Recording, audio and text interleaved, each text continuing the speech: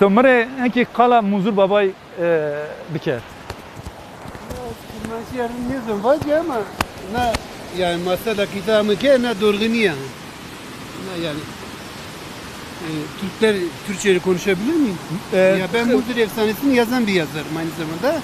Ama bu efsane burada anlatılan efsane doğru değildir. Bu İslam dininin buradaki yerel kültürü, Kürt kültürünü yok ettikten sonra değiştirilmiş İslami bir motif kazandırılmıştır. Oysa Muzur efsanesi yani milattan çok önceleri. Yani Muzur neydi? Dicle'nin ve Fırat'ın yani Fırat Nehri'nin 3 ana kolundan biridir. Muzur, Murat ve Van şeyden gelen Erzincan'daki Karasu. Bu 3 ana nehirden biridir.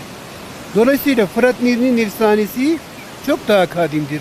Yani milattan önce Herodot bile Fırat Nehri'nden bahseder. Bütün tarihi şeylerinden bahseder. O halde Muzur'un Fırat Nehri'nin efsanesi ise bu sadece İslam dininin ile şey yapılamaz, anlatılamaz. Bu efsane çok daha kadim, çok daha eskidir.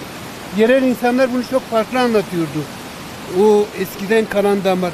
Ama daha sonra İslam istilası, İslam kültürü istilasından sonra bu efsane değiştirilerek bütün Kürt efsanelerinde olduğu gibi İslami bir motif verildi.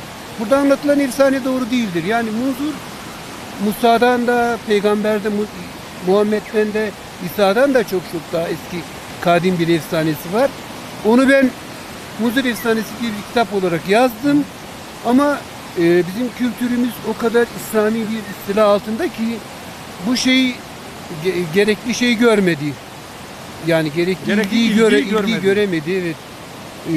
Ama çünkü şeydir yani yakılmış bir kültür, yok edilmiş bir kültürün içerisinde bize düşen görev o geçmiş kadim kültürümüzden gelen o közleri yakalayıp onu şey yapmak, yeniden alevlendirmek. Biz bunun o közü yakaladık.